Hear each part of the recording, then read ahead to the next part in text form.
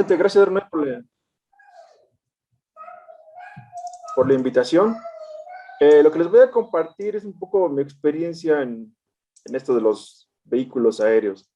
Mi formación básica era en ingeniería aeronáutica y después tuve una formación en control y por un tiempo, bueno, estuvieron separados, ¿no? En control me dedicaba un poco más al control de sistemas de potencia y después un poco en detección de fallas. Finalmente, cuando ya contratado en el Simvestab, una gran ventaja del Simvestab, ventaja y desventaja, ¿no? Es de que pues hay una amplia libertad de cátedra. Entonces aquí en el Simvestab pude ya dedicarme de lleno al control de vehículos aéreos, que era lo que me interesaba desde un inicio, ¿no? Pero bueno, por diferentes circunstancias, pues mi formación se despegó un poquito de la parte aeronáutica. Y bueno, entonces lo que les voy a contar es un poco lo que yo considero que es, bueno, que debemos tener, bueno, conocer esencialmente para abordar problemas en vehículos aéreos desde el punto de vista de control, no tanto desde el punto de vista de diseño y tampoco un tanto desde el punto de vista del diseño de la estructura de la aeronave. No vamos a abordar cosas, por ejemplo, relacionadas a la aeroelasticidad. Nos vamos a concentrar en el modelado de vehículos como un cuerpo rígido. Entonces, esto pues tiene varias restricciones, pero desde el punto de vista de control, pues nos sirve para resolver algunos de los problemas, ¿no? Si ustedes han revisado algunos artículos de control, pues básicamente todos toman el modelo de un cuerpo rígido en nuestra área, ¿no? Obviamente hay gente que se dedica a revisar, por ejemplo, problemas de elasticidad, de la parte de la estructura del vehículo, un poco más enfocado al diseño del vehículo aéreo. Aquí simplemente voy a tomar un modelo que considera el vehículo como un cuerpo rígido y entonces a partir de ese modelo yo diseño mis estrategias de control, ¿no? Todo considerado como parámetros concentrados. No vamos a abordar nada en parámetros distribuidos. Entonces voy a compartir un poco el programa que había estructurado.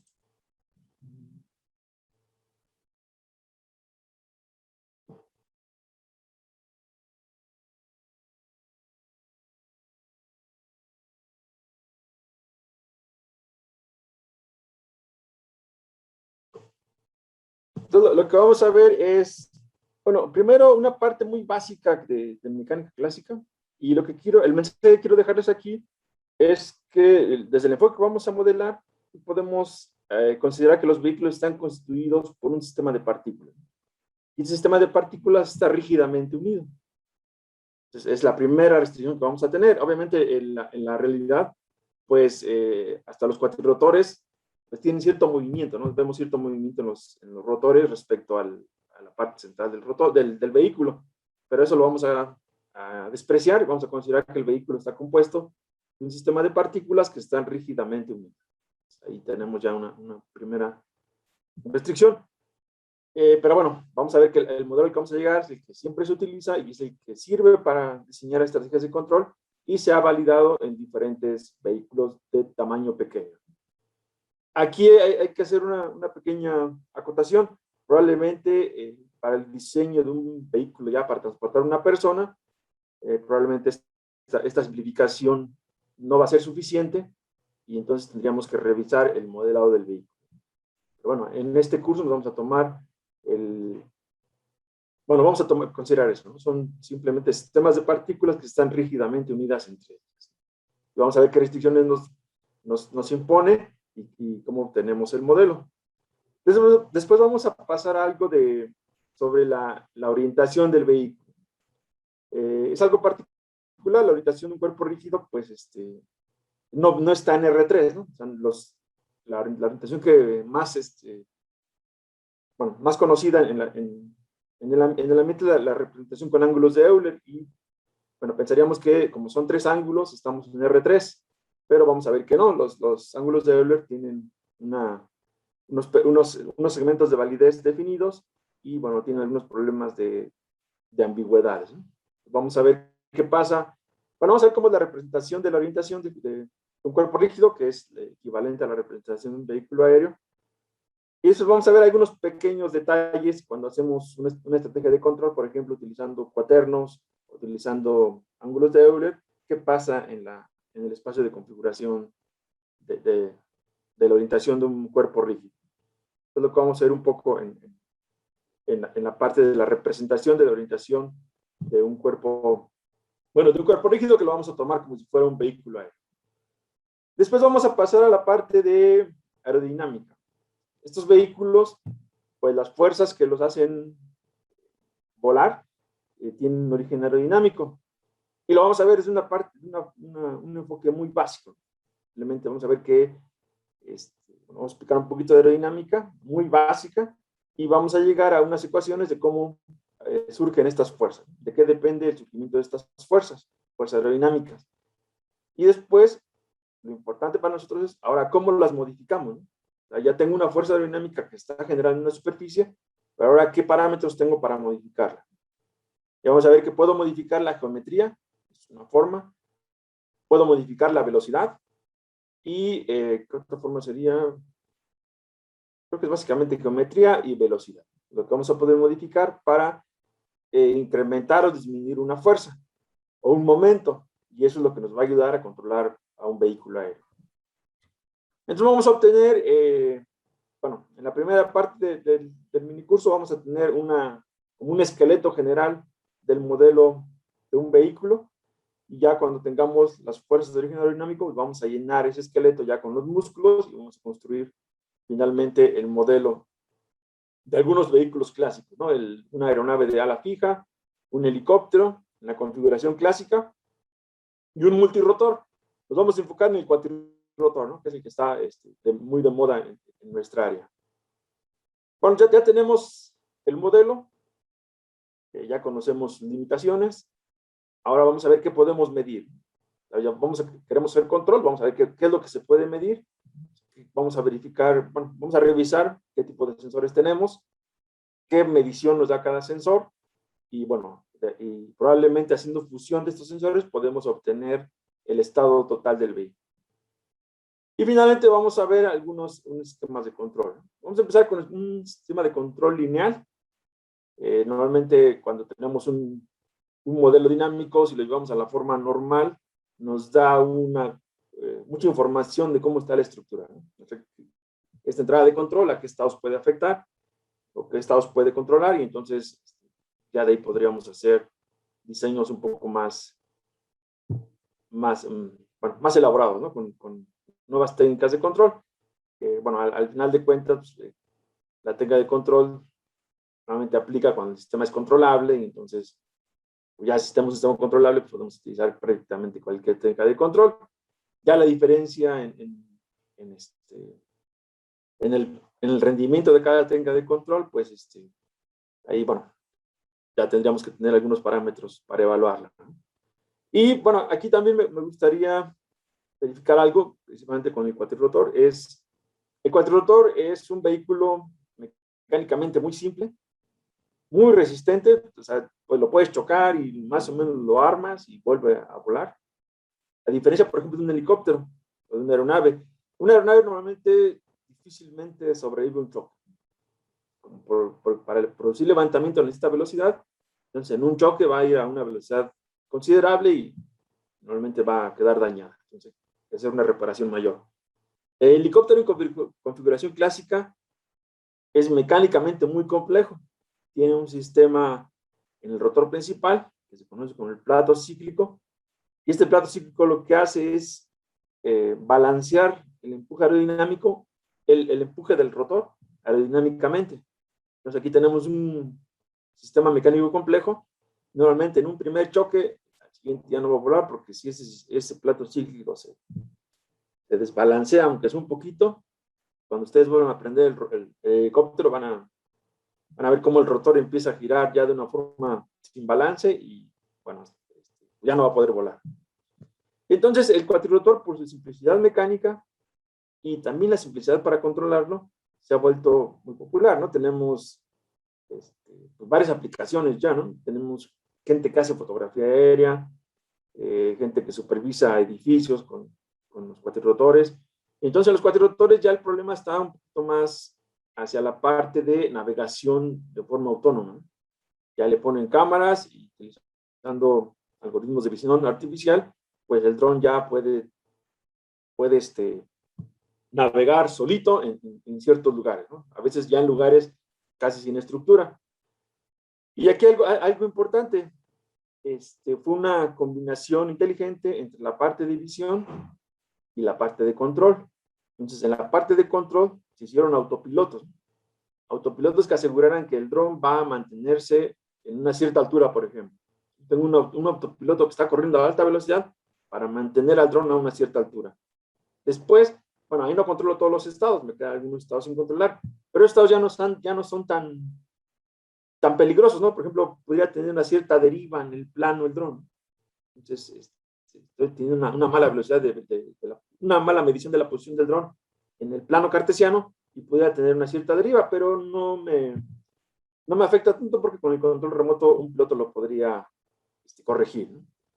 Y entonces, la ventaja que tengo ahora es que puedo controlar utilizando un algoritmo de control a una menor frecuencia de actualización. Entonces le puedo poner arriba ahora un sistema, por ejemplo, que corre SLAM. Entonces SLAM va a andar entre, vamos a ponerle 20 frames por segundo. Voy a tener mi medición de la posición a 20 Hz, ¿no? más o menos. Y esta unión de un autopiloto de bajo nivel a alta velocidad con un autopiloto de alto nivel a menor velocidad es lo que ha logrado que se tengan muchas aplicaciones interesantes para este vehículo cuatrimotor. Aquí algo muy interesante, ¿no? Desde el punto de vista de control, pues a nosotros nos hubiera gustado hacer la prueba de estabilidad desde el sistema SLAM hasta el control de bajo nivel, pero pues primero tenemos ahí dos controles operando a diferente frecuencia y bueno, si lo abordamos desde el punto de vista de la teoría de control, vamos a tener ahí algunos problemitas, pero vemos que la gente que lo abordó desde el punto de vista de ingeniería, simplemente mezclando las dos tecnologías que antes tenían, pues han logrado cosas ya de aplicación real, ¿no? Entonces vamos a ver los autopilotos, vamos a ver qué significa que yo pueda tener un cuatrimotor. Vamos a poner, si puedo medir la orientación y la velocidad angular, pues yo puedo mantener al dron y la altura, por ejemplo, o la velocidad vertical, pues lo puedo mantener en una cierta altura, ¿no? Aunque con una cierta deriva en el plano cartesiano. Pero ahora, si con flujo óptico puedo medir también la velocidad en el plano cartesiano, pues también le puedo retroalimentar la velocidad traslacional en el plano cartesiano, y entonces lo puedo hacer que responda como si fuera un sistema de primer orden. Y es lo que tienen ya los drones que compramos, bueno, los comerciales, ¿no? Los de PART, por ejemplo, los de DJI. No sé si han estado ustedes intentado volarlos. Lo sacas de la caja, lo prendes, lo activas y el dron se va a una altura más o menos de 1 metro y se queda ahí bastante estable, ¿no? Y ya tú lo manejas, pero estás manejando un sistema de primer orden, porque el autopiloto ya tiene retroalimentación de orientación, de velocidad angular y de velocidad en el plano cartesiano. Entonces, esa es la ventaja de tener un autopiloto que, bueno, y la ventaja de tener varios sensores, ¿no?, que te permitan hacer eso. Entonces, pues ya nos permite aplicaciones bastante interesantes, ¿no? Y vamos a hacer algunas pruebas en un simulador que es el simulador X-Plane. Es un simulador de vuelo, bueno, que la publicidad dice que resuelve en tiempo real de alguna forma, bueno, utilizando un método de aerodinámico para determinar las fuerzas aerodinámicas, ¿no?, de un vehículo aéreo. Entonces tiene algunas prestaciones interesantes. Por ejemplo, puedes tú dibujar tu vehículo y más o menos te va a predecir cómo vuela. Obviamente no está diseñado para aplicaciones de control, entonces tiene una comunicación con la computadora por UDP y esa comunicación no la puedes mantener con prioridad, ¿no? Puedes tener pérdidas. Entonces ya depende de la computadora donde estés trabajando, a veces hay pérdidas en la señal. Pero bueno, vamos a ver, nosotros lo hemos utilizado ya en algunas aplicaciones y pues con una buena computadora más o menos logramos tener una comunicación estable. Y bueno, otra desventaja es que eh, te puedes comunicar bien a 50 Hz, ya si le empiezas a subir la máxima que tiene son 99 Hz, si le empiezas a subir como que empieza a tener problemas con la comunicación. Bueno, es más o menos lo que vamos a abordar. Bueno, tenemos tiempo, espero que nos dé, bueno, que sea suficiente para terminar. Entonces, vamos a iniciar, voy a cambiar aquí de pantalla.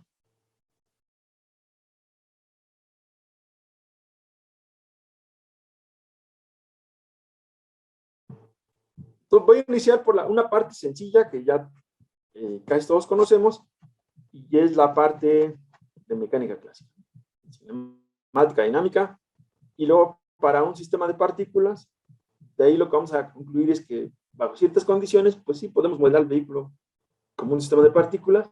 Después vamos a ver algo sobre los sistemas inerciales y no inerciales. Vamos a ver que cuando un sistema de referencia está acelerado, deja de ser inercial, cuando está rotando, deja de ser inercial. Y entonces, como nosotros vamos a tener que tomar derivadas, por ejemplo, de posición o de orientación, pues entonces necesitamos ver qué tenemos que compensar, ¿no? ¿Qué pasa? ¿Cómo compensamos la aceleración de un sistema coordinado y cómo compensamos la rotación de un sistema que tiene un cierto giro? Y eso nos va a permitir armar el modelo, el esqueleto del modelo de un vehículo aéreo.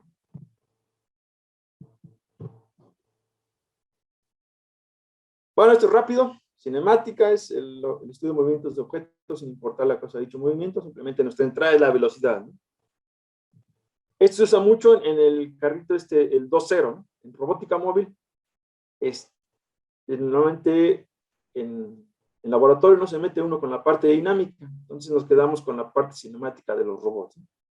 Y hay un problema clásico, el robot 2.0, el robot diferencial, en el cual consideramos que la entrada son las velocidades, la velocidad lineal y la velocidad angular. En los vehículos aéreos vamos a considerar la parte dinámica. Y vamos a estudiar los principios físicos que causan el movimiento de los objetos. Entonces tenemos posición, entra la velocidad y tendríamos el modelo cinemático. Después tenemos velocidad, entran las fuerzas y ya tenemos el modelo dinámico. Entonces vamos a tener en un vehículo aéreo vamos a tener las dos, ¿no? La parte cinemática y la parte dinámica.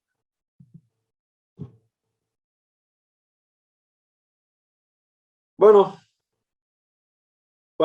vamos a empezar. Para describir el movimiento de una partícula, pues necesitamos especificar su posición en el espacio en función del tiempo, ¿no? Aquí tengo esta partícula, su posición está especificada con este vector R, y bueno, aquí podría cambiar.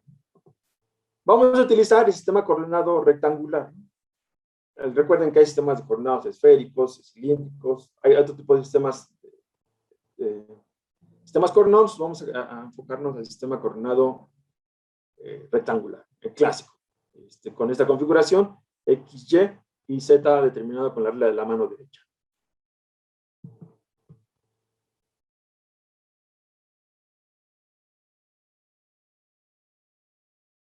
Perdón.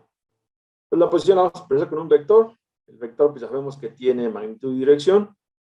Y bueno, va a existir independientemente del sistema coordenado.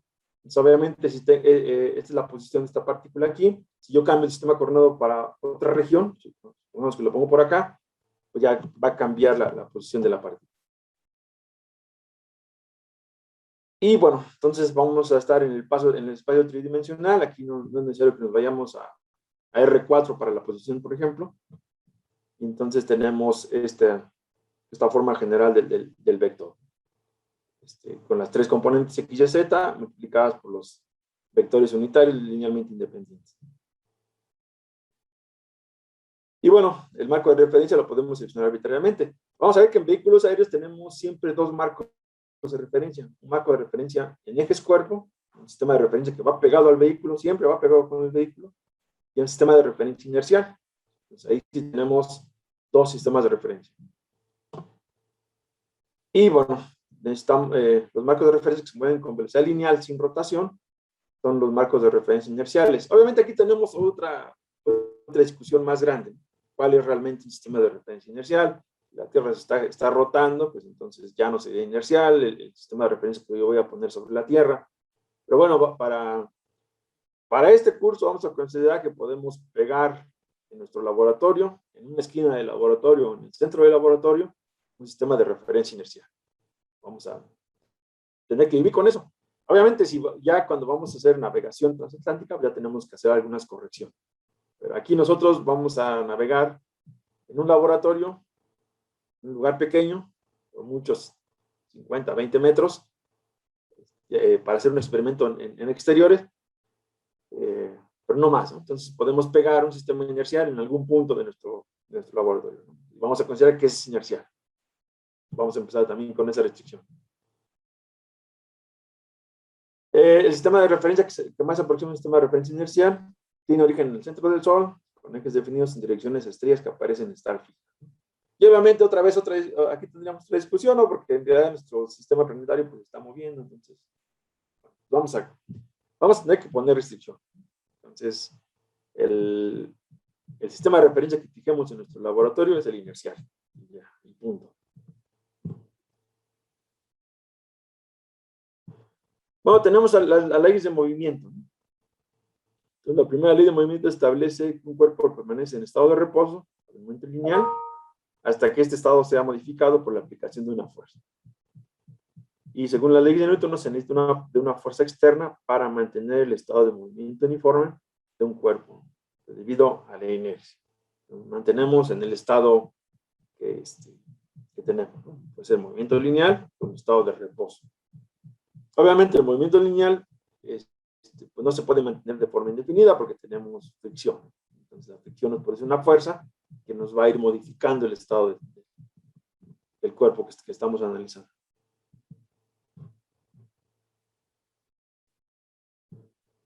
Y esta ley se expresa matemáticamente en términos del momentum o cantidad de movimiento. La cantidad de movimiento de un cuerpo P es proporcional a su velocidad y el coeficiente de proporcionalidad es la masa. Entonces, podemos escribir cantidad de movimiento igual a masa por velocidad. B, la velocidad del cuerpo. Esta sería la forma matemática de la primera ley de movimiento.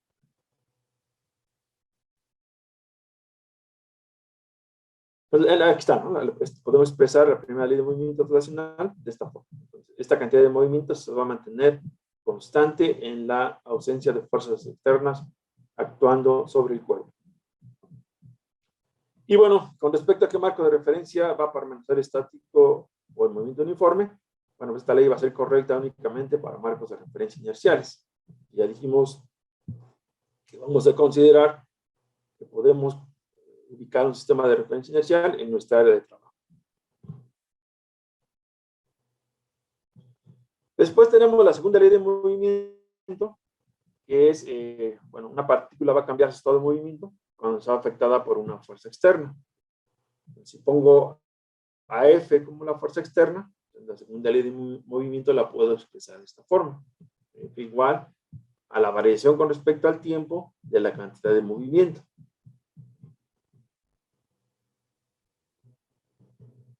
Bueno, entonces tenemos que P es igual a masa por velocidad, y como la masa de la partícula es constante, entonces la segunda ley de movimiento la podemos expresar de esta forma. También aquí vamos a considerar vehículos en los cuales la masa pues no cambia. Por ejemplo, tenemos el cuatrimotor que lleva baterías eléctricas, entonces el cambio de masa, vamos a suponer que no arroja nada ni carga nada durante su operación, entonces la masa vamos a considerar constante. También tenemos aeronaves de la fija, hemos trabajado con aeronaves de la fija que llevan motor de combustión interna, pero bueno, el peso de la aeronave respecto al peso del combustible, pues no es, bueno, el peso del combustible no es comparable con el peso de la aeronave. Además, el combustible que se va a consumir pues es mucho menos comparable, entonces siempre consideramos que la masa se mantiene constante. En los vehículos sí tenemos que considerar el cambio de masa, ¿no? Por ejemplo, si abordamos lo de un cohete, ¿no? Que pues, está bastante interesante lo que han hecho los SpaceX, ¿no? Con sus cohetes que aterrizan. Ese problema, resolverlo aquí a nivel laboratorio, pues sería bastante complicado por el combustible, pero ahí sí tenemos que considerar que el cambio de la masa. Entonces, bueno, ya no la sabíamos, ¿no? La sabemos desde la secundaria, de masa por aceleración igual a fuerza. Aquí no hay nada nuevo. Ahora, si la expresamos, si todas las cantidades que estamos mencionando son medidas respecto a un sistema de marco de referencia inercial, entonces esta ley de masa por aceleración igual a fuerza la podemos expresar como está aquí. El cuestionamiento tradicional de una partícula. Aquí estamos hablando de una partícula. Esta partícula no tiene orientación, por ejemplo. No nos importa la orientación de la partícula, es un punto, ¿no? Entonces no hay, su orientación no tendría sentido. Después tenemos la tercera ley de movimiento. Aquí la tercera ley de movimiento va a jugar un papel importante en nuestra simplificación. Voy a decir, si las partículas están rígidamente unidas, con la tercera ley de movimiento me olvido de todas las fuerzas que están ahí adentro. Entonces, por ejemplo, en el cuatirrotor, pues me voy a olvidar las fuerzas que están actuando cuando la estructura del vehículo le monto el rotor, ¿no? Cuando el rotor está funcionando, también voy a despreciar las partículas que están actuando en esa unión. Entonces, esta ley va a establecer que las fuerzas entre dos cuerpos que ejercen entre ellos es siempre igual en magnitud, pero en dirección opuesta. Entonces, la tercera ley de movimiento se puede escribir de esta forma. La cantidad de movimiento en la partícula 1 va a ser igual a menos la cantidad de movimiento en la partícula 2. Si los cuerpos tienen masa constante, pues tenemos esta relación básica y de aquí podemos obtener una relación entre las aceleraciones y las masas de las partículas. Y bueno, vean este ejemplito, ¿no? Tenemos aquí un tren. Está compuesto, tiene aquí 4 carros, aquí sería la máquina. Entonces, la locomotora está aplicando una fuerza F, cada carro tiene una masa M mayúscula, y entonces queremos encontrar la fuerza sobre cada carro, entre ellos.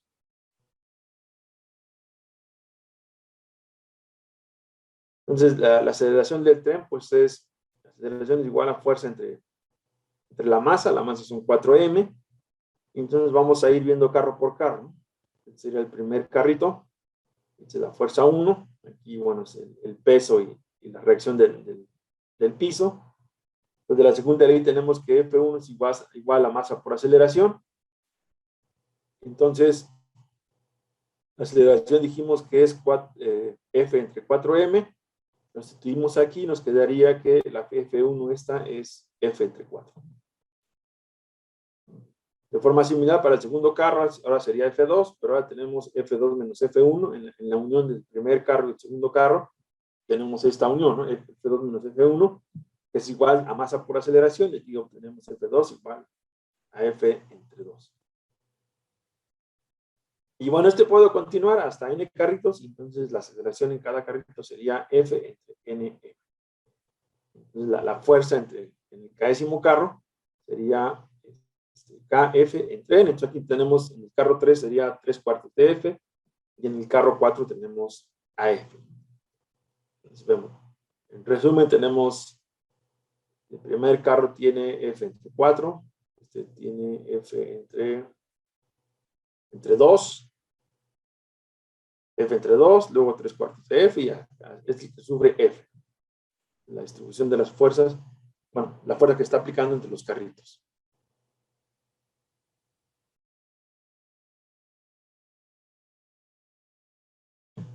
Bueno, ahora, ¿qué pasa con el movimiento rotacional? También lo podemos aplicar al movimiento rotacional. Ahora vamos a aplicar en lugar de una fuerza, un par. Y entonces podemos también definir una cantidad de movimiento angular. Vamos a llamarla L en este caso. Y entonces es el movimiento proporcional a la variación en el tiempo de la cantidad de movimiento angular. Tenemos aquí una partícula de masa M sometida a la acción de la fuerza F. Y vean, no puedo calcular el momento en algún punto sobre la partícula, porque dijimos que la partícula era puntual, ¿no? Entonces ahí no tendría ningún momento. Pero puedo calcular el momento respecto al origen o respecto a otro punto. Por ejemplo, si lo calculo respecto al origen, pues sería R cruz F. O si lo calculo respecto a este punto A, sería R menos A cruz F. Esa sería la cantidad de movimiento angular de la partícula. Entonces, tomando el producto cruz entre la posición de la partícula, entonces tendría, a ver, no, déjenme estructurar esto. Tendríamos aquí, me faltó la M, ¿no? Aquí tengo masa por aceleración igual a F, y entonces voy a multiplicar producto cruz por la izquierda a esta ecuación. Aquí tendríamos R cruz masa por aceleración igual a R cruz F. Entonces, R cruz F es el término N0, que es el momento generado por F alrededor del origen. Eso lo vimos aquí. Y, bueno, el subíndice O indica que el movimiento se mide respecto al punto O. Obviamente, si lo hacemos respecto al punto A, sería R menos A cruz F. Entonces, vamos ahora a ver qué tenemos aquí. Tenemos R cruz M por aceleración. Entonces, este es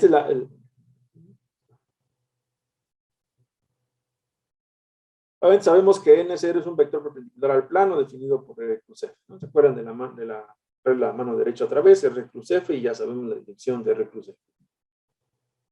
Su dirección se determina con la convención de la mano derecha, y su magnitud pues es esta.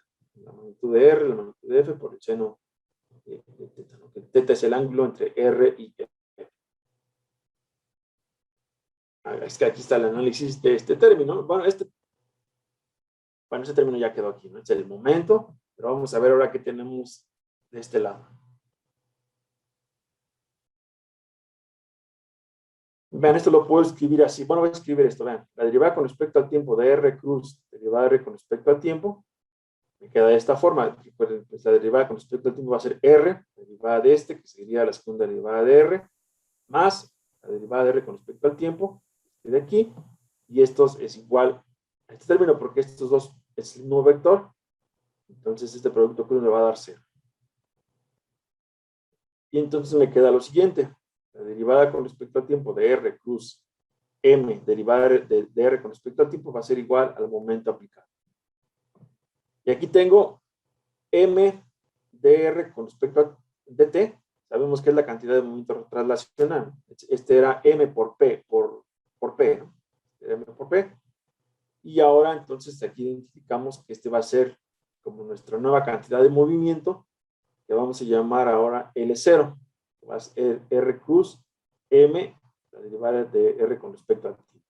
Entonces tenemos que la cantidad de movimiento rotacional es igual a la derivada con respecto al tiempo de L0, de esta cantidad que tenemos aquí, y esa va a ser igual al momento aplicado. Esto ya lo hemos utilizado en diferentes lugares, ¿no? En una partícula en el plano, la velocidad es igual a R por teta punto. Entonces calculo la cantidad de movimiento rotacional, que sería R cruz P. Entonces sería R cruz M por B. Entonces sería MR teta punto. Entonces me queda MR cuadrada teta punto. Y aquí identificamos algo que siempre nos encontramos en el modelo clásico del péndulo, ¿no? Los cursos de control, el MR cuadrado. Entonces la segunda ley de movimiento rotacional toma esta forma. Pues van, a partir de la cantidad de movimiento translacional se construye la cantidad de movimiento rotacional, simplemente haciendo el producto cruz con el vector R. Con eso obtenemos la segunda ley de Newton para una partícula. Estamos hablando de partículas. Y vean, la fuerza está, el momento que genera la fuerza es respecto a un punto fuera de la partícula. No es en la partícula. Obviamente, si yo calculo, pues vean, no hay brazo de palanca, ¿no? Porque dijimos que la partícula era puntual y la fuerza está pasando por ahí, no tenemos brazo de palanca, no podríamos generar ninguna cantidad de movimiento rotacional. Lo estamos generando fuera, ¿no? Con respecto a un punto fuera de la partícula. Bueno, este es lo básico. Este es lo básico de las leyes de movimiento aplicadas a una partícula. Vamos ahora a lo que nos trajo aquí, ¿no? Sistemas de partículas. Nuestros vehículos, pues los podemos ver como un conjunto de partículas. Poner Yo tengo un cuatricrotor, lo voy a separar en 5 partículas, una que está en el centro, donde está toda la electrónica, los 4 rotores, ya tengo 5 partículas más. Tengo un extrarrotor, pongo una partícula en el centro, donde está toda la electrónica, y luego los 6 lugares donde tengo rotores, lo vacío, un sistema de partículas. Vamos a ver ahí cómo podemos aplicar estas leyes de movimiento. Entonces vamos a incluir sistemas de partículas que interactúan entre ellas. Vamos a suponer que tienen masa constante. Y lo que les decía, para la simplificación que vamos a hacer, vamos a ver que la tercera ley de Newton tiene un rol muy importante. Recuerden, vamos a simplificar el modelo, ¿no? O sea, no vamos a ver un modelo de dimensión infinita que considere las deflexiones de los brazos del rotor, o que considere que el ala del avión, cada semilla está haciendo esto, ¿no? Está aleteando. No, eso no lo vamos a considerar en este curso. Vamos a considerar que eso es rígido. Eso tiene desventajas, pero lo más importante de esto es que sabemos que las tiene, ¿no? Sabemos que nuestro modelo tiene esas deficiencias, entonces pues, es muy importante, ¿no? No estamos a ciegas, estamos proponiendo un modelo del cual nosotros sabemos sus limitaciones. Eso es muy importante, ¿no? Entonces, ahora vamos ya tenemos un sistema de partículas, pues algo importante es ubicar el centro de masa. Tenemos un sistema de partículas, ¿cómo empiezo a estudiarlo? Pues, bueno, lo primero que se nos ocurre, bueno, pues es el centro de masa. El centro de masa de esas partículas. O sea, yo tengo las partículas donde puedo considerar que está concentrada toda la masa. Aquí está el vehículo del que les estoy hablando, el cuatricrotor. Este es el CAD de nuestro primer diseño, el primer diseño que hicimos en Simvestab. Lo hizo el doctor José Juan Corona Sánchez. Y bueno, después de múltiples accidentes, se nos ocurrió ponerle aquí unas bolitas de unicel, porque se nos rompían los trenes de aterrizaje. Entonces aquí le pusimos unas bolitas de unicel, y bueno, entonces ya lo capturamos así en el CAD. Quedó el vehículo. Entonces, estas eran unas bolitas de unicel. Originalmente, esta es una estructura china que también vendían, que tenía como unos piquitos que eran los trenes de aterrizaje. Pero bueno, todos se nos iban rompiendo por los accidentes, y entonces terminó José Juan poniéndole esas esferas de unicel, y ya se volvieron clásicas, entonces lo dejamos así. Este es el vehículo del que les hablo. Aquí está la electrónica, ¿no? Aquí va la electrónica. Aquí está el rotor. Aquí vamos a llamar rotor al ensamble, ¿no? Motor eléctrico y hélice. El rotor. Aquí tenemos otro rotor, los 4 rotores. Este es el sistema inercial, sería un punto en nuestro laboratorio, y este es el sistema de ejes cuerpo. Nosotros iniciamos poniendo los ejes cuerpo en esta orientación. Normalmente lo clásico es poner el X en medio de estos dos, el Y saldría en medio de estos dos, y bueno, el Z toma la ubicación que le corresponda. Pero iniciamos en esta configuración. Alineábamos con X sobre uno de los brazos, el Y sobre otro de los brazos, y el Z para acá.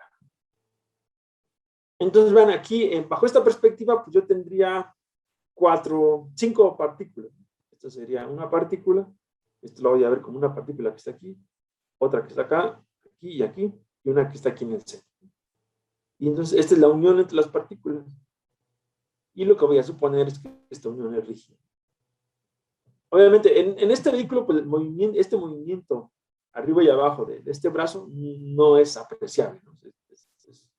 Es muy poco.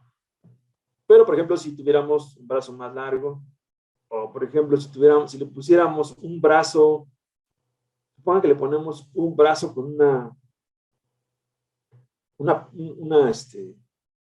no tira, pero como una viguita de material compuesto, una viga larga de material compuesto. Hasta acá. Vamos a suponer que esa viga larga de material compuesto, cuando el dron no está volando, tiene una inclinación hacia abajo, y cuando el dron vuela, se mueve hacia arriba. Ahí probablemente ya tendríamos que considerar este movimiento. Aquí esto está de moda. No sé si han visto los últimos vuelos de las aeronaves que han sacado Boeing y Airbus, en donde el avión ya cuando está volando, el ala tiene una configuración así como elíptica, se ve como una elipse. El ala ya es flexible, ¿no? Y ustedes la ven cuando está volando el avión, el ala hace esto. Ya el movimiento del ala ya es considerable. Pero bueno, aquí no lo vamos a pensar.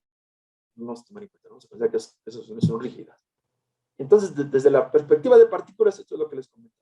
1, 2, 3, 4, 5 partículas que constituyen mi dron.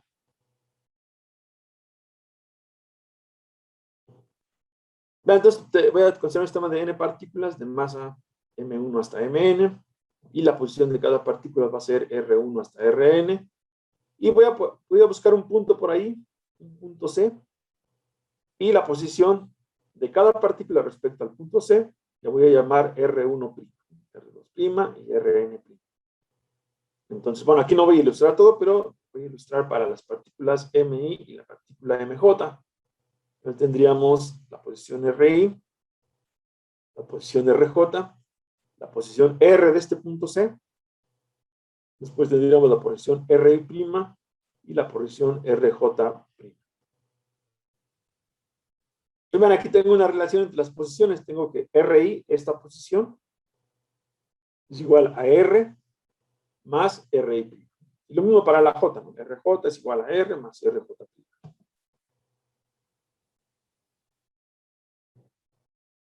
Entonces voy a multiplicar los dos lados de esta ecuación por M. Tendría MRI es igual a MR más MRI'. Y luego voy a sumar todas las posiciones. Y tendría esto, ¿no? De este lado tendría la sumatoria de las MI, RI. Aquí, como todas están respecto a esta R, pues sacar como factor común a las masas, tendría la sumatoria de masas, y acá tendría lo mismo, ¿no? MI, RI por MI, RI'. Y lo que voy a buscar es un punto C, tal que esta cantidad sea 0.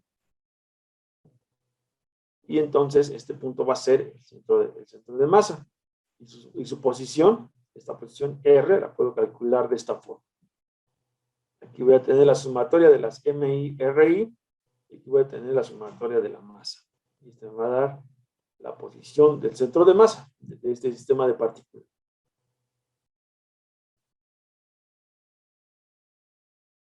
Ahora vamos a ver qué fuerzas están actuando sobre cada partícula. Lo que queremos hacer ahora es obtener la segunda ley de Newton para un sistema de partículas.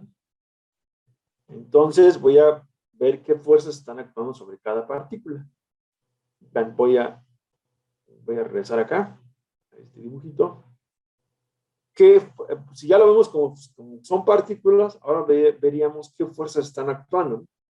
En la partícula R2 veríamos que actúa la fuerza del empuje en el rotor, el peso de la partícula y esta fuerza de aquí, de la unión, bueno, entre esta partícula y esta.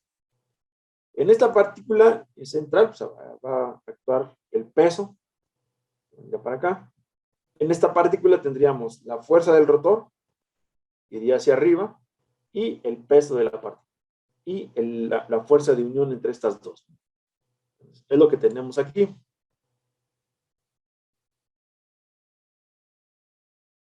Aquí, esta es la fuerza externa, que sería, en el caso del rotor, el empuje y el peso de la partícula. Y aquí tendríamos las fuerzas internas, que sería la fuerza entre la partícula donde está el rotor y la partícula central. Entonces, F son las fuerzas externas al sistema, y FJK es la fuerza sobre la partícula J debido a la partícula K. Y entonces las ecuaciones de movimiento serían estas. Aquí, ¿cuál es el sistema inercial? Pues el sistema inercial es este que está fijo. Entonces puedo aplicar la segunda ley de Newton utilizando los RI, ¿no? RI y RJ. Y es lo que tengo aquí. Aquí está masa por aceleración igual a fuerza. Aquí están las fuerzas externas más las fuerzas internas. Ahora, las fuerzas internas van a satisfacer la segunda ley de Newton. Entonces, tenemos esta característica, ¿no? La tercera ley de Newton, perdón. FJK es igual a menos FKJ. J. Y entonces todas estas fuerzas internas se van a cancelar y la ecuación de movimiento se va a reducir a esta ecuación que tenemos aquí. Y entonces, utilizando la definición del centro de masa, tendríamos esto. Masa por la aceleración del centro de masa es igual a las fuerzas externas, donde F es la suma de todas las fuerzas externas que están actuando sobre las partículas. Entonces tenemos esta conclusión que es la que vamos a utilizar para construir nuestros modelos. El centro de masa del sistema se mueve como si fuera una sola partícula de masa m, sobre la cual actúan todas las fuerzas externas y las fuerzas internas satisfacen la tercera ley de Newton. ¿Y qué es lo que estamos considerando? Estamos considerando que las fuerzas internas se cancelan entre ellas y no pasa nada internamente. Entonces, esta es una de las simplificaciones que vamos a hacer, ¿no? Tenemos un vehículo, lo vamos a ver como si fuera un conjunto de partículas.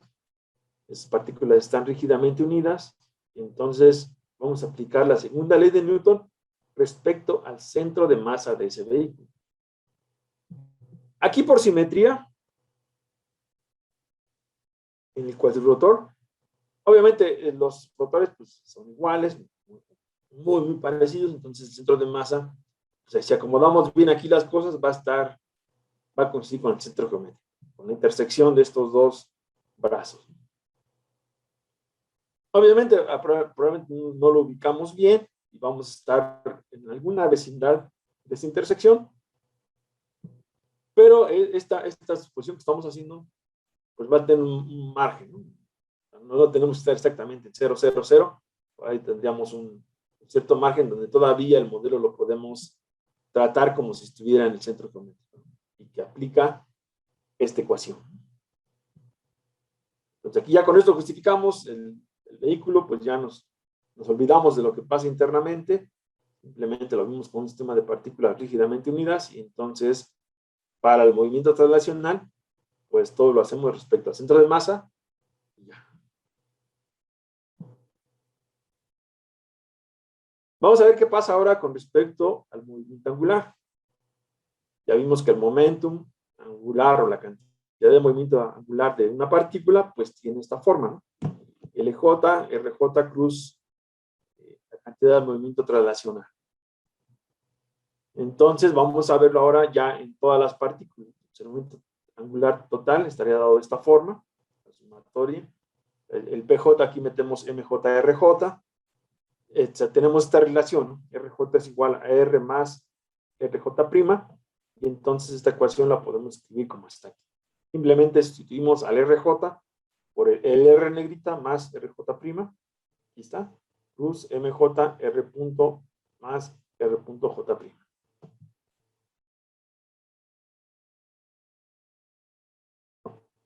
Bueno, considerando que esto es igual a 0 por lo de la ubicación del centro de masa, el momento angular lo podemos escribir de esta forma. Vean, aquí ya no queda tan sencillo como en el caso anterior. El momento angular de un sistema de partículas alrededor del origen, pero aquí lo estamos considerando respecto al origen, ¿no? Es igual al momento angular del centro de masa, que es este, aquí, más el momento angular del sistema de partículas alrededor del centro de masa. Acá. Tenemos, este está referido, los momentos están referidos al origen, y de los momentos están referidos al centro de masa. Y bueno, vamos a diferenciar ahora esta cantidad de movimiento rotacional. RJ cruz PJ, vamos a diferenciarla con respecto al tiempo. Entonces tendríamos esto. Sustituimos las fuerzas externas. Nuevamente las fuerzas que están actuando ahí son las fuerzas externas. Tendríamos estas de aquí. Muy bien, vamos a expandirla. Vamos a expandir cómo están actuando qué momentos generan cada una de estas fuerzas. Que es algo que tendríamos que hacer aquí. ¿Ven? Aquí. A este vehículo. ¿Ven? ¿Cómo genera un momento alrededor de X? Entonces voy a generar un momento positivo en esta dirección. Necesito aumentar la fuerza que genera respecto a esta, ¿no? Si aumento esta fuerza, genero el momento. Ahora un momento alrededor de Y. Pues necesito aumentar esta fuerza para que se genere un momento alrededor de Y. Eso es lo que está. Vean. No estoy generando en sí un momento real, ¿no? No tengo un generador de momento real para generar un momento alrededor de X ni alrededor de Y. Es un momento producido por las fuerzas, ¿no?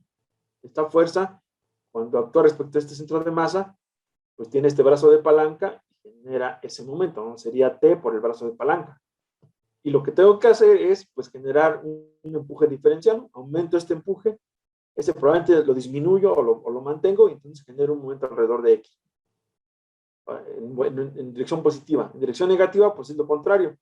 Aumento el empuje del rotor 2, disminuyo el del rotor 4, y entonces genero un momento, ahora sería negativo alrededor de Y.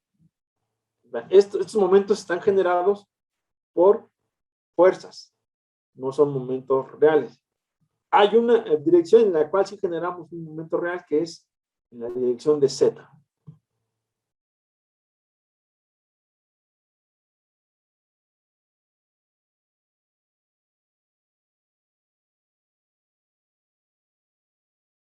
Bueno, aquí tengo las fuerzas externas y las fuerzas internas. Entonces, lo que estoy haciendo aquí es, vamos a ver qué están haciendo las fuerzas internas. También tienen ahí sus brazos de palanca. Pero lo que vamos a llegar, a lo que vamos a llegar en este desarrollo es que los brazos de palanca de las fuerzas internas están alineados con las fuerzas internas. Entonces, tenemos esto, ¿no? RJK es paralela a FJK. Entonces, los productos cruz se hacen cero. Y se eliminan, ¿no?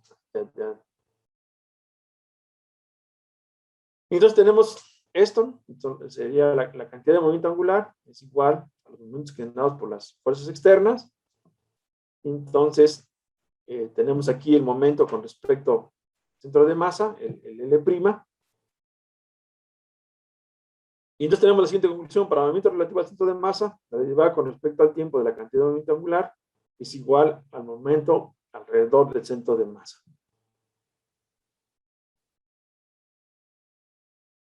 Entonces, cuando se analiza el movimiento rotacional del sistema partículas de un cuerpo rígido, podemos desacoplar el movimiento relacional al centro de masa, la condición de la cantidad de movimiento angular y los movimientos resultantes de las fuerzas aplicadas se calculen tomando el centro de masa como el origen de coordenadas. Entonces, es por eso que vamos a fijar nuestro sistema coordinado cuerpo en el centro de masa. Ahora, si no queremos aproximar al cuerpo rígido como un conjunto de partículas rígidamente unidas en todos los desarrollos anteriores, la sumatoria la tenemos que reemplazar por la integral. Ahora queremos hacer un modelo más detallado, pues tenemos que hacer esta sustitución. Ya las sumatorias no son sumatorias, son integrales.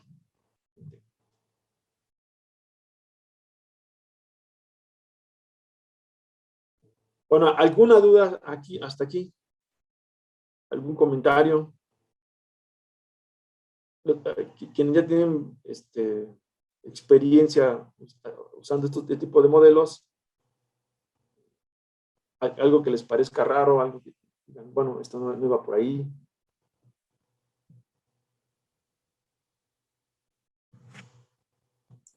Pueden activar su micrófono, muchachos. Si hay una pregunta, ¿no? ¿Alguna duda de esta explicación, ¿no? De decir, bueno, vamos a considerar que el vehículo es rígido, lo estamos justificando de esta forma. Y el vehículo ya no es rígido, tendríamos que revisar nuestros modelos, ¿no?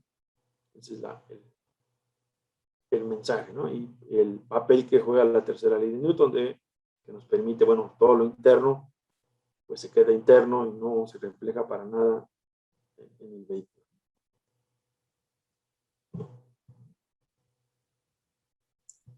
Parece que no hay dudas hasta aquí, Hugo. Sí, Va muy claro sí, todo. parece que no. Vamos a continuar entonces. Vamos ahora.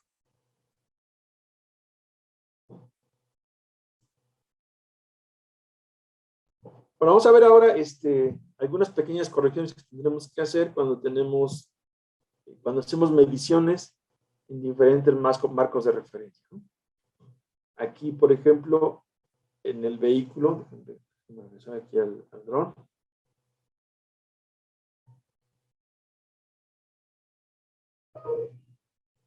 este es el dron que estamos viendo. Vean, pues la posición del dron, ¿no? Vamos a definirla como la posición respecto al origen de coordenada. Sería este vector que va de aquí a acá. Ese sería la posición. Ahora, la velocidad. Vean, algo importante, posición no tenemos respecto al sistema cuerpo, ¿no? Yo no puedo definir una posición cuerpo, porque el sistema cuerpo se mueve con el vehículo. ¿De acuerdo? O sea, no hay una noción de posición, porque todas las partes del vehículo con respecto al sistema cuerpo están fijas, ¿no? Yo voy a bordo del vehículo, pues veo que, bueno, voy a ver que esto está rotando, pero que no veo movimiento traslacional del rotor, ni de ninguno de los rotores, ¿no?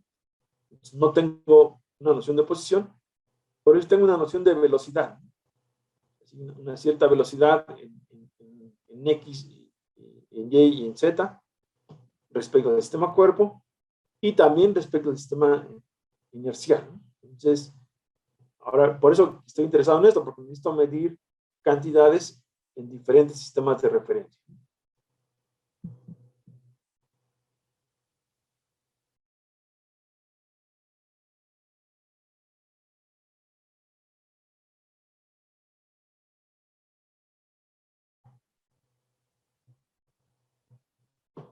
Ok, vean, tenemos esta situación. Tengo esta partícula P y quiero ver cuál es su velocidad respecto a dos sistemas de referencia. Es la relación entre la velocidad V y V' de la misma partícula P en dos marcos de referencia, en el marco de referencia O' y el marco de referencia O. Vean, vamos a considerar que en T igual a 0, O está aquí. Entonces, en un cierto delta T, el sistema O, el origen del sistema O se viene para acá, entonces la partícula se mueve de aquí para acá. Y bien, entonces yo tengo que la posición de la partícula respecto al sistema prima va a ser R' más esto que se movió, dr. Y respecto al sistema O, pues simplemente va a ser R más dr que se movió aquí. Tengo este sistema de suma de vectores, ¿no? La posición con respecto a O', es la posición con respecto a O, es R' más dr', lo que se mueve respecto al sistema prima, y lo que se mueve respecto al sistema O, ¿no? Que sería R más dr. Lo que dijimos que R era igual a R' en T igual a 0. Entonces, esta cantidad que está aquí es igual a R', que es igual a R. Pues aquí está, ¿no? En T igual a 0, el marco de referencia O coincide con el O'. Si en un intervalo delta T, la partícula se mueve en una distancia dr con respecto a O, en el marco de referencia O se mueve en una distancia dr de O'. O sea, tenemos dos movimientos. Tenemos el movimiento de la partícula y el movimiento entre marcos. Este marco que está acá. Este movimiento de la partícula, este movimiento del marco de referencia. Y bueno, aquí lo que vamos a hacer es algo simple, ¿no? Adición de vectores. La adición de vectores muestra que el desplazamiento de la partícula con respecto a O' es esta, dr' igual a dr más dr, y dividimos ambos dados por el incremento del delta T, y tendríamos que V' es igual a V más V pequeña, con V la velocidad del marco O relativa a O'. Entonces simplemente se suma, ¿no?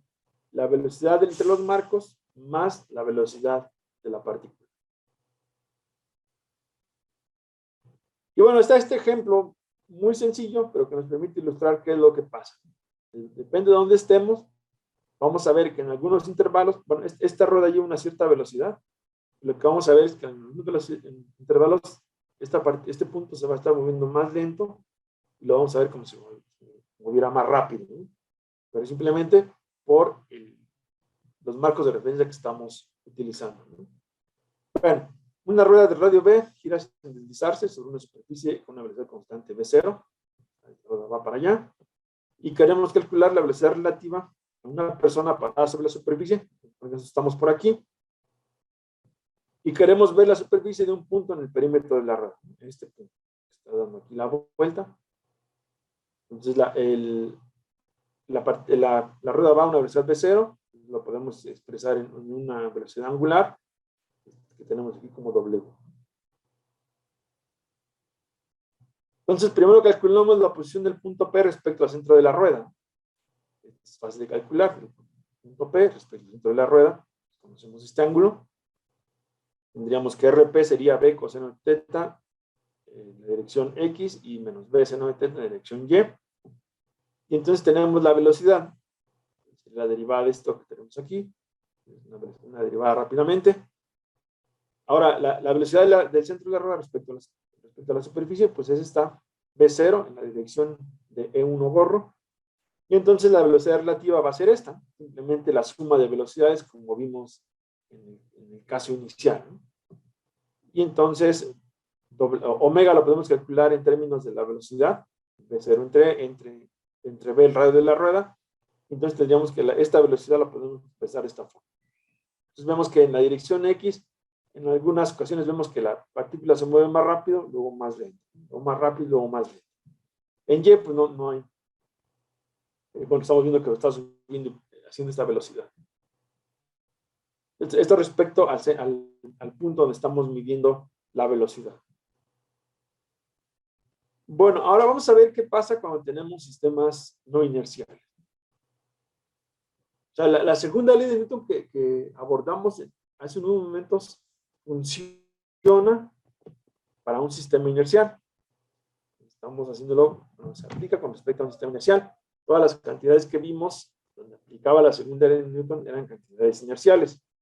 Vamos ahora a ver qué pasa cuando tenemos un sistema inercial. ¿Qué tenemos que hacerle a la segunda ley de Newton para que siga funcionando? Entonces, vean, tenemos dos sistemas coordenados. Sistema O, sistema O', paralelos y con orientación fija. El marco O es inercial. La posición de P respecto a O sería esta, ¿no? Sería R que está aquí.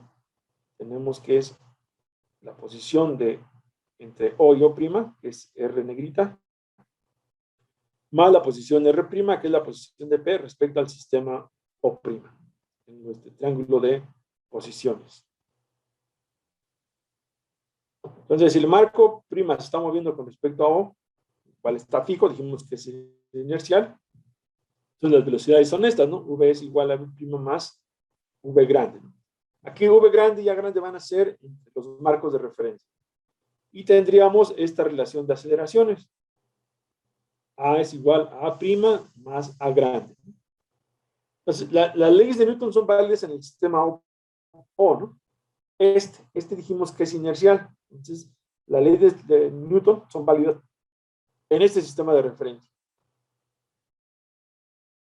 Entonces, ¿qué aplico la segunda ley de Newton en el sistema O? Que sería masa por aceleración igual a masa por la aceleración, que la calculamos con la segunda derivada de la posición. Masa por aceleración igual a L. Ahora, para calcular respecto al sistema prima, ¿cómo luce la segunda ley de Newton respecto al sistema O'? Pues lo que voy a hacer es utilizar esta relación. Tendría masa por aceleración igual a fuerzas. Entonces aquí voy a sustituir aceleración, sería masa por A' más A grande. Entonces me queda esto. Masa por A' es igual a fuerza menos M por A. Y entonces esta sería la forma de la segunda ley de Newton en el sistema que no es inercial, el sistema primo.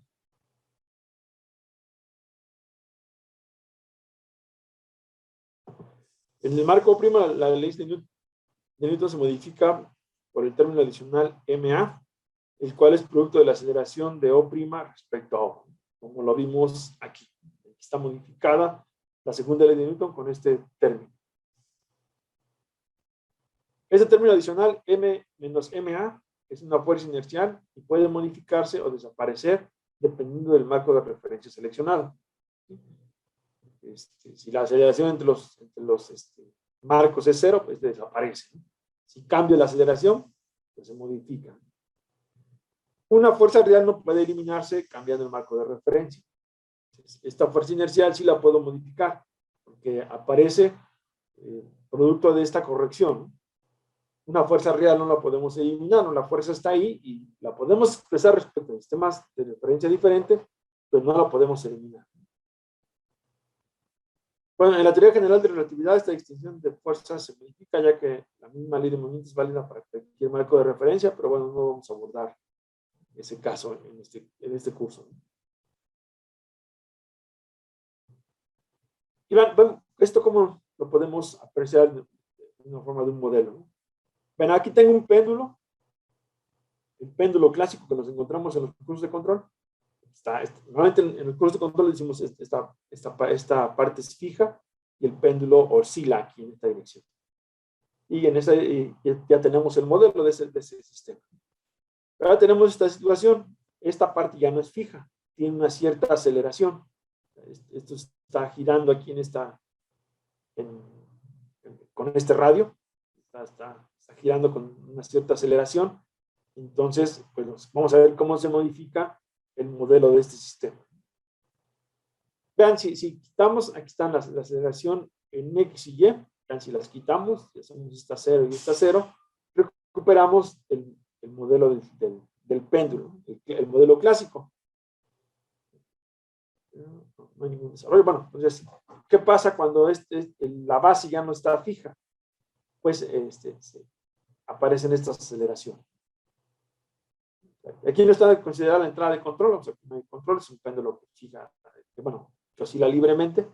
Vean, si yo quito a X, la mando a 0 y también a 0, obtengo el modelo del péndulo clásico, el de M, B cuadrada, θ 2 puntos, más mg seno de θ igual a 0 en este caso, ¿no? No tenemos entradas. Lo recuperamos cuando AX y AY son 0. Pero si AX y AY son diferentes de 0, el modelo del péndulo es ahora este.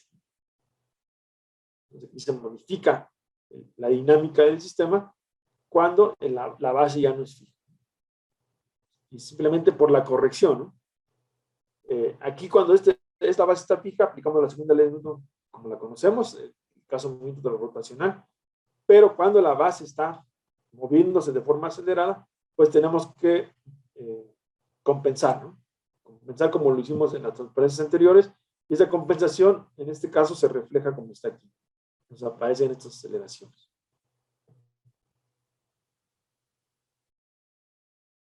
Entonces, es el primer caso de sistemas no inerciales, un sistema que esté acelerado. Tenemos un sistema acelerado, pues entonces tenemos, el sistema deja de ser inercial, entonces tenemos que hacer corrección.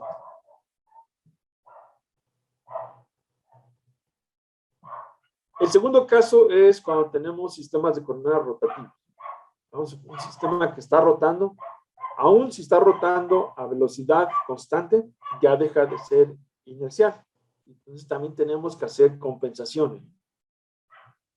Vean, ahora vamos a considerar otra vez nuestro marco de referencia inercial, que es XYZ, y tenemos un sistema de referencia O' que está rotando a una cierta velocidad angular omega, con esa dirección de este vector lambda GOR.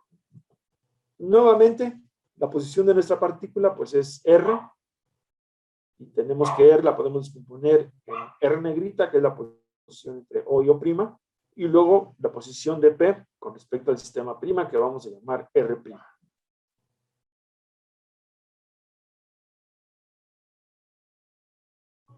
Entonces, de la figura, pues la posición es esta, ¿no? R igual a R negrita más R'. Y ahora vamos a calcular la derivada de R, ¿no? La derivada de R va a ser la derivada de R negrita más la derivada de R'.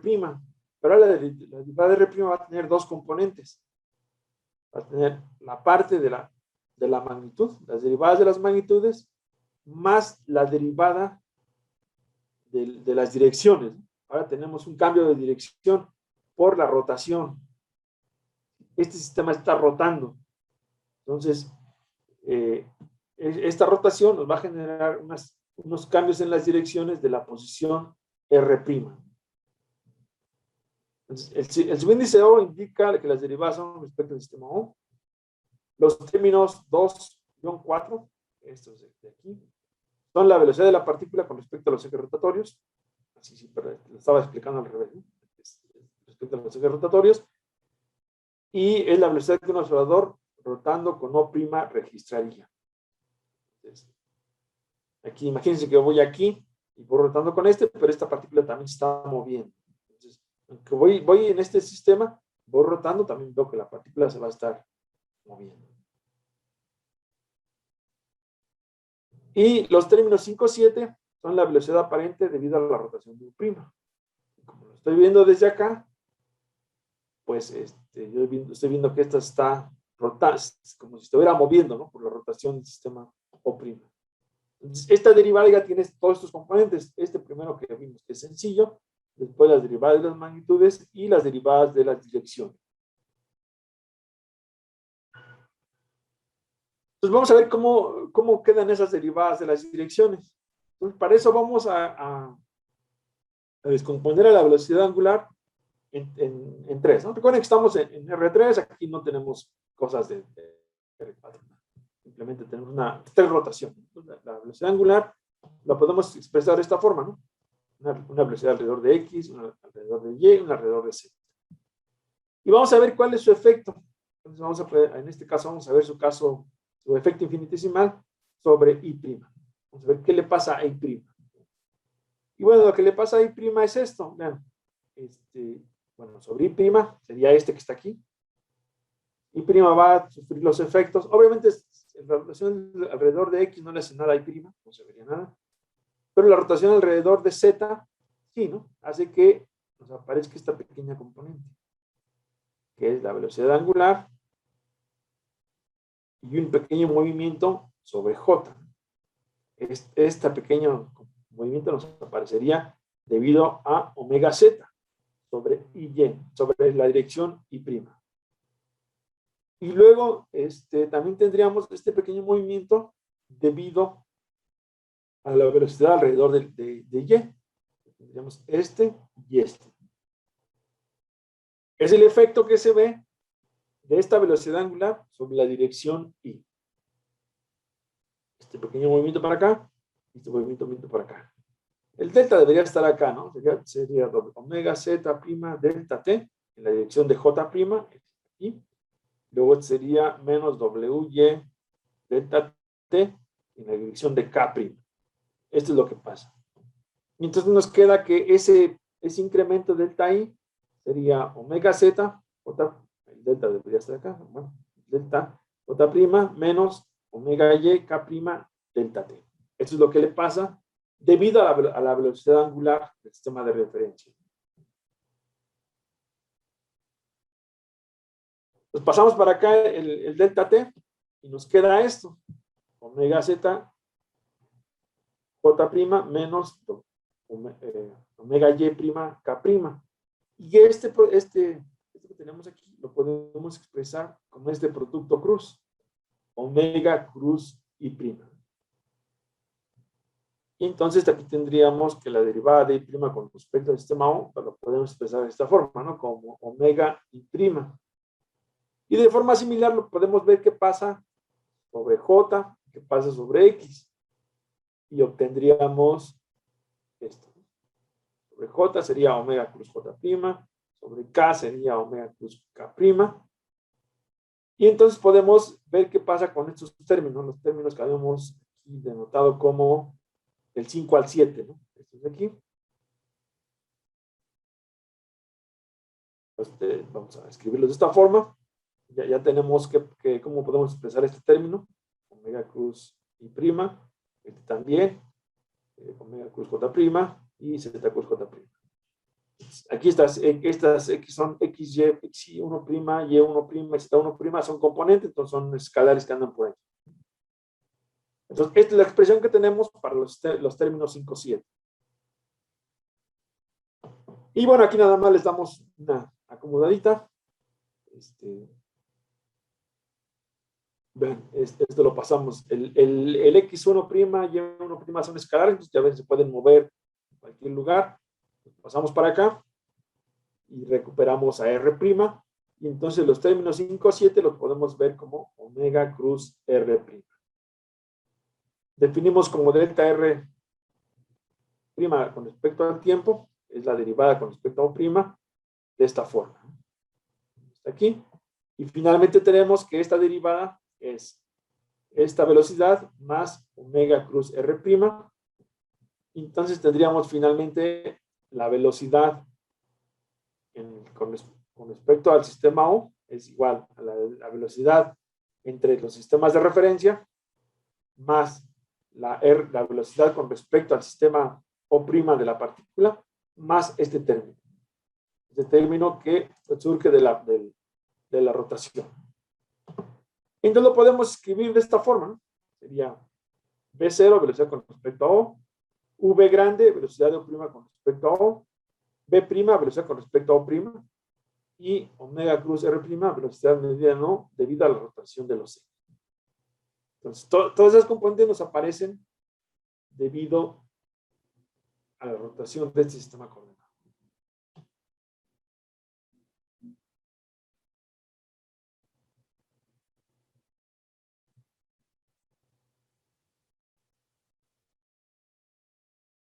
Ok, bueno, vamos a ver cómo hemos utilizado esto. Supongan que tengo, aquí le puse un avión, pero bueno, puede ser cualquier cosa, ¿no? Entonces tengo un sistema coordinado X, Y, Z, aquí, y luego tengo un sistema coordinado X', Y', Z', y está girando a una cierta velocidad angular. Entonces la velocidad de la partícula I, esta partícula I, respecto a los ejes fijos es V0I igual a omega cruz RI'. En este caso, no solamente tenemos este término porque los sistemas de coordenadas están en el mismo lugar, entonces V es 0. Esta V' también es 0 porque la partícula no se mueve respecto al sistema prima. Estoy considerando que esta partícula respecto al sistema prima también está fija. Entonces, la única velocidad que vemos de esta partícula es esta, ¿no? V0I igual a omega cruz RI'. Esta que está aquí. Omega es la velocidad angular, ¿no? Y podemos calcular la cantidad de movimiento angular alrededor del centro de masa. Bueno, ya estamos utilizando de las partículas. Vamos a dividir toda esta geometría en partículas. Y hacemos la sumatoria. La L sería, como lo habíamos visto anteriormente, ¿no? Sería RI', cruz, MI, V0I. La V0I ya sabemos que es omega cruz RI'. Entonces tenemos, la cantidad de movimientos sería esta que tenemos. La suma de todas las cantidades de movimientos de las partículas que forman esa geometría. Y aquí tenemos un triple producto escalar. El triple producto escalar lo podemos expandir de esta forma.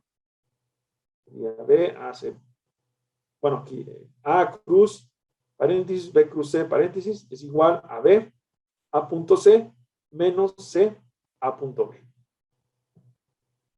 Entonces aplicamos esta identidad a la cantidad de movimiento que tenemos acá. Tendríamos que L es igual a la sumatoria de las MIs. Tendríamos R' cuadrado omega. Pues hay cuadrado porque nos queda RI' punto RI'. Y luego tendríamos menos RI' por RI' punto omega. Ahora, si consideramos que omega es PQR, dijimos que omega es una velocidad angular con 3 componentes, y pues las RIs, estamos en el espacio tridimensional, ¿no? Las RIs podemos suponer que sus posiciones son XY', Y', ZY', y entonces vamos a expandir este término que acabamos de encontrar. Sería L igual a esta sumatoria, aquí nos quedan los cuadrados, multiplicados por PJR, bueno, la velocidad angular, menos este producto punto entre estos dos vectores, multiplicado por este vector. Entonces lo acomodamos, ¿no? Los juntamos, sacamos como factor común a PQ y R y obtenemos esto. Y esto, identificamos algo aquí interesante, ¿no? Este es la inercia. Esta es la inercia de esta geometría, ¿no? Aquí dividida como partículas, pues va a producir esta matriz de inercia. Matriz de inercia multiplicada por la velocidad angular. tenemos L igual a la inercia por la velocidad angular y es la cantidad de movimiento angular de esa geometría.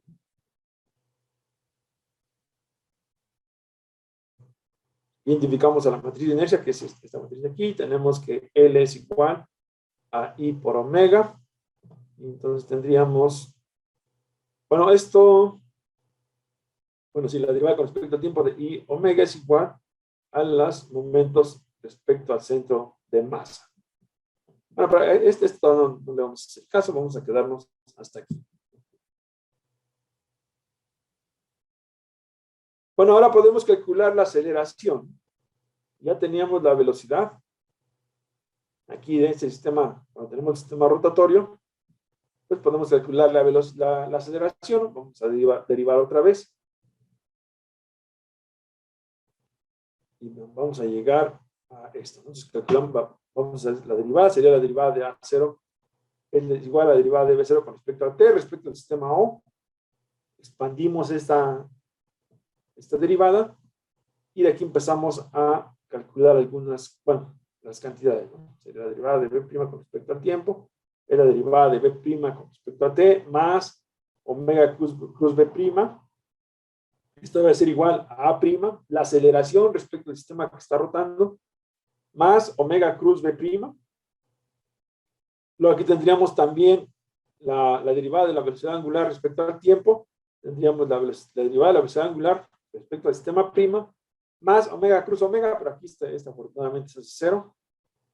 Luego tendríamos otra vez la derivada de R' con respecto a T, nos queda lo que habíamos calculado. Entonces ahora la aceleración, pues se vuelve ya un pequeño monstruito, ¿no? Tenemos todo esto. Es la aceleración respecto a O. La aceleración entre O' y O. La aceleración respecto a O'. 2 omega cruz B' es la aceleración de Coriolis. Aparece cuando la partícula se mueve en el marco de referencia que rota. Luego tenemos omega cruz R', que es la aceleración centrífuga. Aparece si la partícula no se mueve respecto al sistema que rota. Aparece aún si la partícula no se mueve con respecto al sistema de referencia que está rotando. Y omega punto cruz R', aceleración debida a la aceleración angular de O'. Entonces, si tenemos un sistema que está rotando y quisiéramos hacer la compensación de la segunda ley de Newton, tendríamos que compensar con todos estos términos en la aceleración. Obviamente, tenemos aquí algunas aceleraciones que son inerciales, que pueden modificarse, ¿no? Pueden ser 0 o modificarse de acuerdo a cómo seleccionemos los marcos de referencia. Y vean, ahora si aplicamos esto mismo, determinar la aceleración de la partícula MI, en el ejemplo anterior, respecto al sistema inercial. Recuerden que teníamos B0i igual a omega cruz RI'.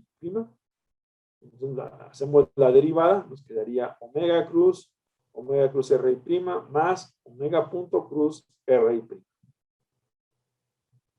Y entonces tendríamos que la derivada de la cantidad de movimiento, vamos a escribir como está aquí, y entonces esto nos queda, aquí está la aceleración, aquí vamos a meter esta aceleración, y nos va a quedar que la derivada de la cantidad de movimiento va a ser todo este término. Este término que viene, se va a ser 0 porque va a quedar lo mismo acá, pero nos va a quedar MI por todo este término que está aquí.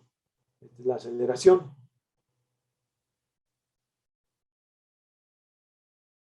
Bueno, entonces este término, si lo expandimos, vamos a llegar a un término que ya probablemente han visto en varios lugares, ¿no? Bueno, en este tipo de modelos sería la inercia por la aceleración angular. Este término va a aparecer de aquí. Bueno, aquí exactamente lo que teníamos en el caso anterior, que lo teníamos con omega, pero ahora es con omega punto. Aquí tendríamos inercia por aceleración. Y aquí nos va a quedar un término que es omega cruz, la inercia por omega. Estos dos términos que estoy mencionando van a aparecer en el esqueleto del modelo de un vehículo, de un cuerpo rígido, ¿no? Un cuerpo rígido.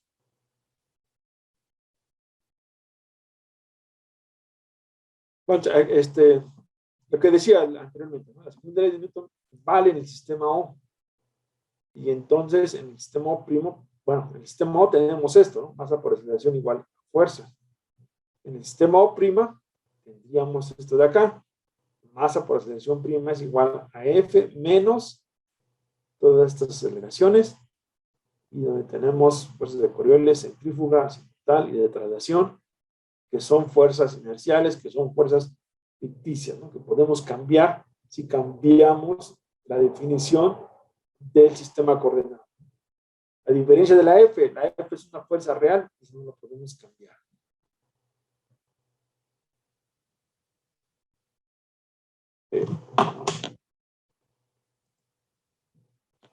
¿Alguna duda hasta aquí? ¿Alguna duda, comentario? Muchachos, ¿dudas? No, ninguna está muy bien, gracias. Bastante claro, sí. Bueno, entonces ya vimos algunas cosas que tenemos que compensar, ¿no? ¿Cómo compensamos cuando tenemos sistemas de referencia que no son inerciales? Ahora, al final van a ver que esto pues refleja muy poco en el modelo dinámico que vamos a considerar, pero es bueno tenerlo en mente, ¿no? Algunos términos que están ahí están porque los sistemas que estamos considerando son no inerciales, los pudiéramos modificar, ¿no? Pudiéramos modificar esas fuerzas inerciales cambiando la definición de los sistemas coordenados.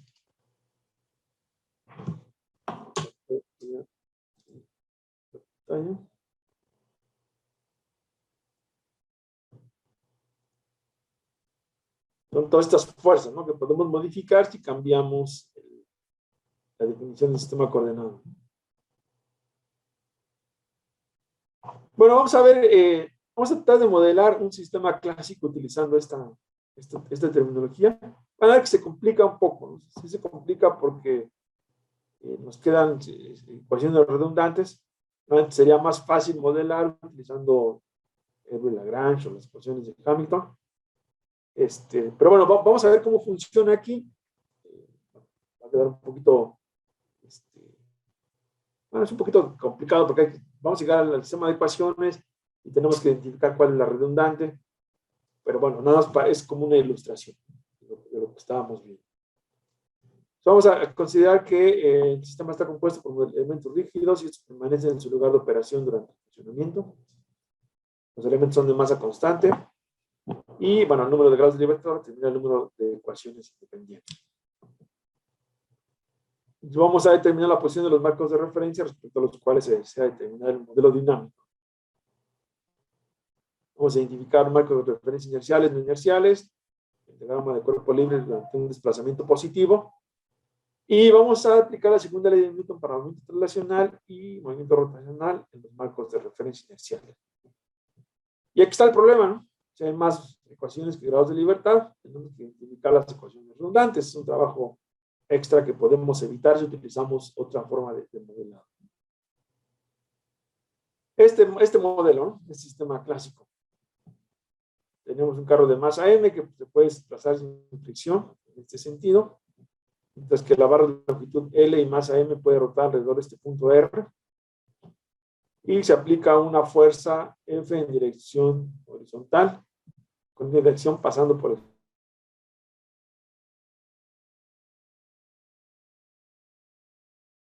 centro de masa del carro. Bueno, la fuerza que estamos aplicando es vamos a tratar de modelarlo utilizando este enfoque, y como si fueran dos partículas, pero vamos a ver que se complica un poquito. Entonces voy a considerar esto como el marco fijo. Voy a aplicar aquí un punto. Dijimos que íbamos a aceptar eso, ¿no? Un punto en el laboratorio es inicial. Y después voy a poner un punto aquí con un marco pegado al carro, X, Y, Z, y paralelo a este punto, a este sistema de referencia inercial. Voy a considerar un desplazamiento positivo. X, Y, Z viene para acá. Entonces, este es el desplazamiento positivo. Voy a considerar que este es teta positivo, teta punto y teta 2 puntos positivo. Aquí está la masa. Entonces tengo la posición de RC del carrito y la posición RB del centro de masa del péndulo. Entonces puedo construir estos vectores, ¿no? Sería RC, sería X menos Y0, y RB sería X más el 2 seno de teta, el 2 coseno de teta. Entonces puedo calcular el centro de masa. Sería el centro de masa. ¿Qué fuerzas tengo aplicadas? Pues tengo FG y FC, que es la fuerza F que hay. Sería la fuerza de control, la fuerza que mueve el carrito. Entonces, el sistema OXY es inercial, entonces puedo calcular, aplicar la segunda ley de Newton, y me quedan estas dos ecuaciones. Recuerden, tengo 2 grados de libertad, necesito 2 ecuaciones, y aquí ya tengo 2 ecuaciones. Pero ahorita eliminamos la redundante. Ahora voy a calcular la cantidad de momento angular. Calculo la cantidad de momento angular, como lo definimos anteriormente, y obtengo esta. Cantidad de momento angular. Calculo los momentos que están externos, que se están produciendo, y entonces de la segunda ley de Newton para movimiento rotacional tendría esta ecuación. Entonces ya tengo 2 grados de libertad y tengo 3 ecuaciones. Entonces por ahí hay una redundante, ¿no? Es el problema de esta forma de modelar. Entonces tengo estas 3 ecuaciones. Bueno, voy a tomar Y0. Normalmente esta distancia Y no se considera. Esta Y, normalmente esta distancia Y no se considera. La vamos a tomar como 0. Entonces, como 0, y entonces aquí hay una redundante, la voy a eliminar, y tengo con estas, termino con estas 2 ecuaciones. Son las ecuaciones de este sistema, ¿no? Del carro sobre el péndulo. Ven, aquí podemos identificar un poco lo que está sucediendo. Ven, el péndulo va montado sobre un sistema que está acelerado, entonces no es inercial. Si se fijan, estas ecuaciones de aquí son las ecuaciones del péndulo, ¿no? Bueno, aquí un módulo, un medio que está por aquí, ¿no? De hecho, lo puedo quitar. Sería ml cuadrado teta 2 puntos menos mgl seno. Este es el modelo del péndulo. Pero como el péndulo va montado sobre el carro está acelerado, esta es la corrección. Es la corrección de que el sistema es no inercial. Pero aquí, en este sistema, esa corrección es la que nos permite controlar al péndulo, ¿no? Porque esta corrección que entra aquí como aceleración es nuestra entrada de... Bueno, es como podemos reflejar la acción del control. Vean aquí, en F, pues yo aplico una... Bueno, vamos a verlo desde el punto de vista de control. En F yo puedo cancelar este término aquí, y me queda esta masa por X puntos igual a F. Yo puedo controlar la aceleración. Y esa aceleración es la que me sirve como entrada de control en la ecuación del péndulo. Entonces, esa aceleración que entraba como corrección en el primer ejemplo que vimos del péndulo, estaba en una como barrita que giraba, pues aquí es lo que esa fuerza inercial es la que nos permite controlar al péndulo en este caso. Esta que está aquí. En el caso anterior la vimos como una aceleración de corrección porque los sistemas no eran inerciales. Aquí es lo mismo, entra como una corrección porque el carrito no es inercial, ¿no? Yo estoy asumiendo que este carrito puede acelerarse, entonces no es inercial. Entonces cuando aplico la segunda ley de Newton a este péndulo, tengo que corregir esa aceleración, y es lo que está pasando aquí. Aquí está entrando la corrección, pero ahora esta corrección es la que me va a permitir controlar al péndulo. Porque vean, este sistema cómo se controla. Pues yo quiero mantener este punto aquí, entonces si este ya se viene para acá, pues lo acelero para acá, para que se rote en este sentido. Ya que está ahí, pues estoy acelerando en los 2 sentidos, ¿no? Obviamente hay un segundo objetivo de control, que es controlar la posición del carrito, ¿no? Pero bueno, también también se puede hacer. Este sistema es controlable, también puedo llevar la posición del carrito a un cierto punto. Pero lo que quiero que observen es esto. que la aceleración aquí está entrando para corregir el hecho de que el carrito, bueno, de que el sistema de referencia de este péndulo no es inercial. Y en este caso, esa corrección nos sirve como entrada de control.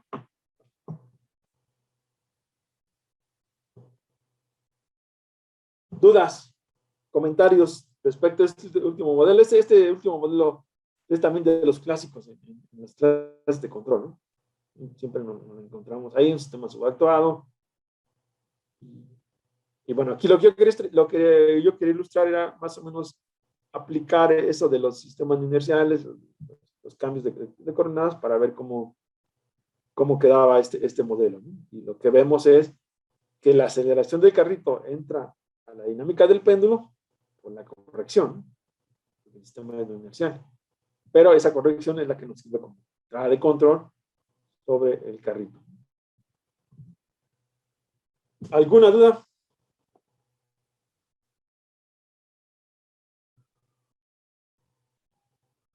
¿No? ¿Comentario? ¿Duda, muchachos? ¿Comentarios?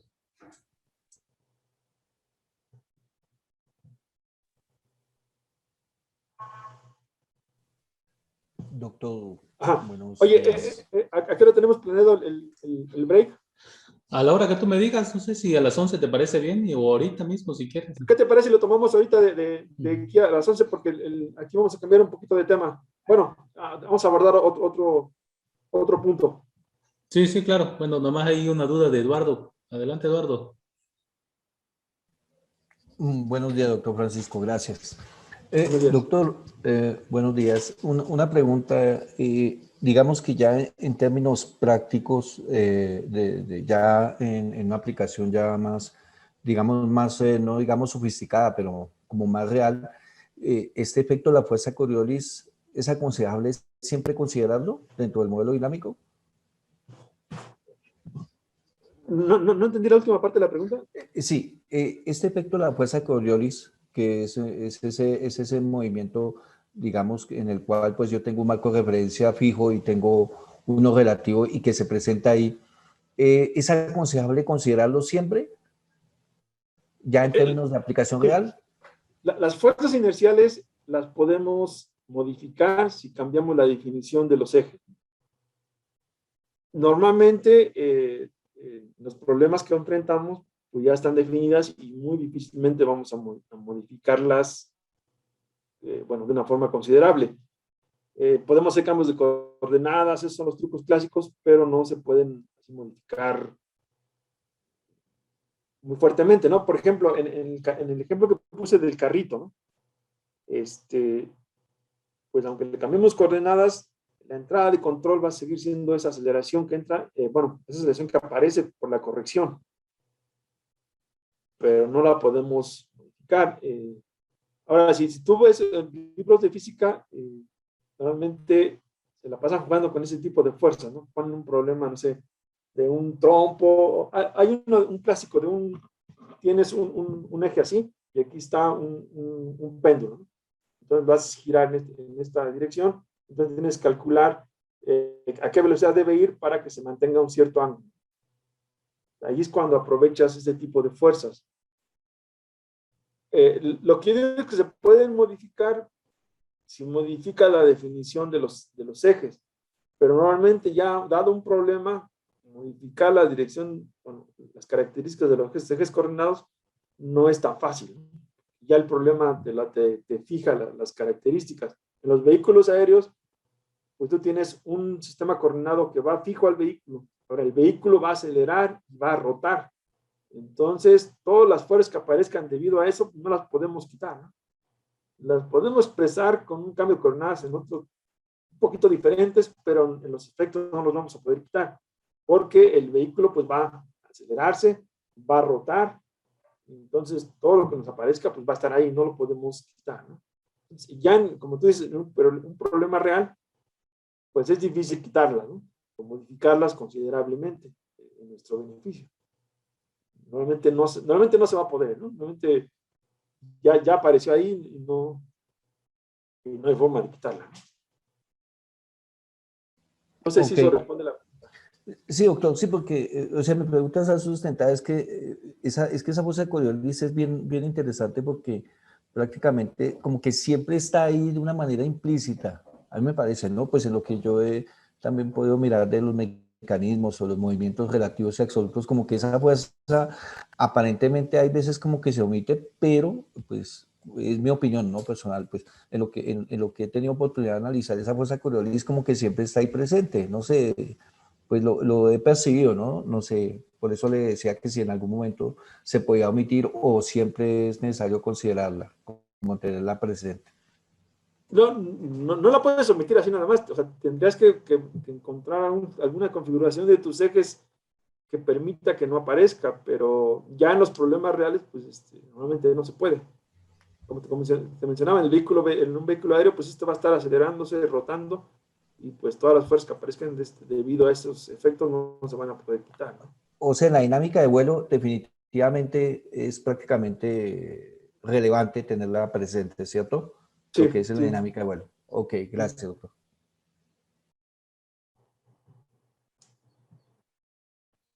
Entonces, tomamos un break, Sí, claro, tú me dices ¿vale? cuánto tiempo. ¿Qué te parece? Iniciamos a las 11:05.